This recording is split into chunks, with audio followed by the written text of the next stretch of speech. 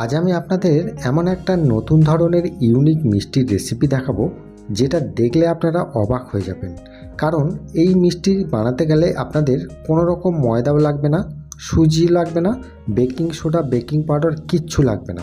শুধুমাত্র ছানা দিয়ে কিন্তু এটা একদম পারফেক্টভাবে তৈরি করে নিতে পারবেন। আর অনেকেই আছেন যে পান্তুয়া কালোজাম বানাতে গেলে টোল পড়ে যায়, কিন্তু এই মিষ্টিটা বানাতে গেলে আপনাদের এই রকম কোনো রকম ঝামেলাও কিন্তু হবে না, খুব সহজেই কিন্তু বানিয়ে নিতে পারবেন। তাহলে চলুন শুরু করছি আজকের এই ছানার স্টিম ভাজা রেসিপি। এখানে আমি ছানা স্টিম ভাজা বানানোর জন্য নিয়েছি 300 গ্রামের মতো লিকুইড দুধের ছানা। এই ছানাটা আপনারা কম বেশি করতে পারেন, আমি এখানে 300 গ্রাম দেখিয়ে দিচ্ছি। এবারে এই ছানাতে যে উপকরণ লাগছে সেগুলো দেখে নিন। শুধুমাত্র এলাচের গুঁড়ো দিয়েছি, শুধুমাত্র এটা ফ্লেভারের জন্য। আর 2 চামচের মতো, 2 টিস্পুনের মতো আমি দিয়ে দিলাম চিনি। যদি আপনারা অল্প করে করেন সেক্ষেত্রে আপনারা পরিমাণটা কম বেশি করে নেবেন এইভাবে। এবারে ছানাটিকে খুব ভালো করে আমি মাখবো না, শুধুমাত্র জাস্ট চিনিটাকে এই ছানার ভেতরে হাতে করে একটু জাস্ট মাখিয়ে নেব। খুব বেশি দোলে দোলে মাখার এখানে কোনো প্রয়োজন নেই। এবারে এটাকে আমি সরিয়ে নিচ্ছি। তারপরে দেখুন, এটাকে সেট করার জন্য আমি একটা নিয়ে নিচ্ছি কেক প্যান। আপনাদের বাড়িতে যদি কেক প্যান না থাকে সেক্ষেত্রে আপনারা কোনো বাটি অথবা টিপির কৌটো এরকমও করে নিতে পারেন।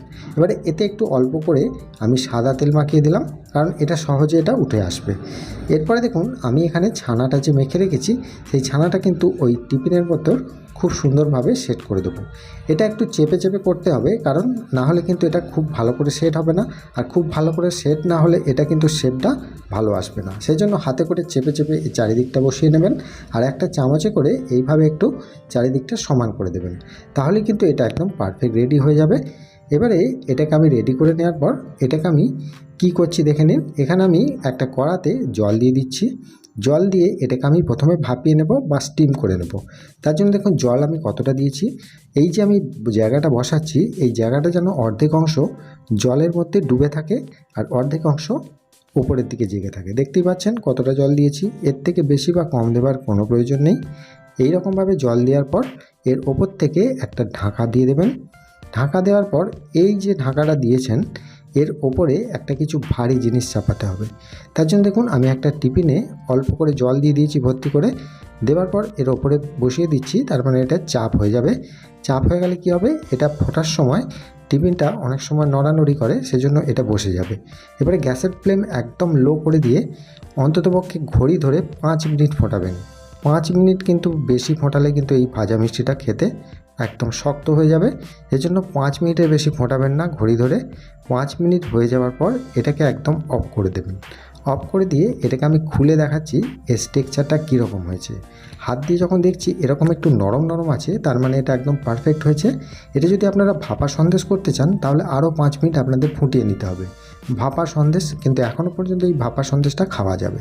এবারে এটাকে ওই জলের মধ্যে রেখে আরও 5 মিনিট আমি রেখে দিলাম ঠান্ডা হতে। আর এটা যতক্ষণ ঠান্ডা হচ্ছে ততক্ষণ আমি একটা চিনির রস তৈরি করে নিচ্ছি। এখানে আমি 2 কাপের মতো, মেজারিং কাপে 2 কাপের মতো চিনি দিয়ে দিচ্ছি। এখানে আপনারা অন্তত 1.5 কাপ চিনিও ব্যবহার করতে পারেন, কিন্তু আমি একটু বেশি পরিমাণ রস করে দেখাচ্ছি। এবারে এতে দিয়ে দিচ্ছি 2টো ছোটো এলাচ ফ্লেভারের জন্য, আর দিয়ে দিচ্ছি 2 কাপ চিনির জন্য 2 কাপ জল। যতটা পরিমাণ চিনি ততটা পরিমাণ জল দিলেই হবে। এবারে এই চিনি আর জলটাকে খুব ভালো করে গ্যাসের ফ্লেমটিকে একটু লো টু মিডিয়ামভাবে রেখে আস্তে আস্তে ফুটিয়ে নেবেন। শুধুমাত্র চিনিটা গলে গেলেই রস একদম পারফেক্ট রেডি। এখানে বেশিক্ষণ ফোটানোর কোনো প্রয়োজন নেই। হাতে নিয়ে দেখতে পারেন, দেখবেন হাতে হালকা স্লিপ করছে, একদম পাতলা টাইপের রসটাই কিন্তু রাখতে হবে। রসটা রেডি হয়ে যাওয়ার পর এটাকে ঢাকা দিয়ে রেখে দিতে হবে, কারণ রসটাকে কিন্তু গরম রাখতে হবে, রসটা ঠান্ডা হয়ে গেলে হবে না।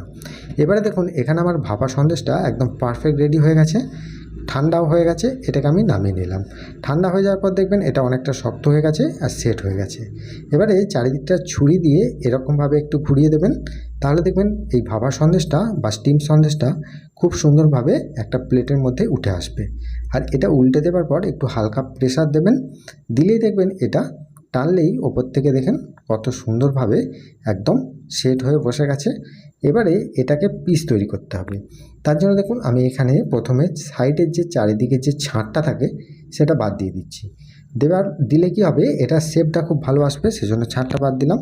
ছাঁটটা আপনারা এমনিই খেয়ে নেবেন, কারণ এটা ভাপা সন্দেশ বা স্টিম সন্দেশ, সুগার ফ্রি। চিত্তরঞ্জনও বলে। এবারে এটাকে পিস তৈরি করে নিতে হবে। এই পিসটা সাধারণত একটু স্কোয়ার শেপে করছি, আপনারা যদি চান এটা যেরকমভাবে পিস হলেও আপনারা করে নিতে পারেন।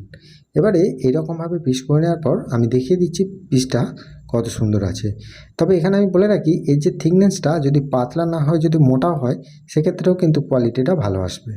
এইভাবে করে নেওয়ার পর আমি প্রত্যেকটা স্টিম সন্দেশকে আমি ছাড়িয়ে নিলাম। এটাকে কিন্তু আপনারা এমনিও খেতে পারেন স্টিম সন্দেশ বলে। এবারে এগুলোকে আমি ভেজে নেব। তার জন্য দেখুন আমি এখানে একটা কড়াতে সাদা তেল বসিয়ে দিয়েছি, আর তেলের টেম্পারেচারটা দেখেই বুঝতে পারছেন একদম হালকা টেম্পারেচারের তেলে কিন্তু ছাড়তে হবে। একটা ছেড়ে দেওয়ার পর যখন দেখবেন এরকম একটা পিলপিল করে উঠছে, তখনই বুঝবেন যে তেলটা একদম পারফেক্ট রেডি।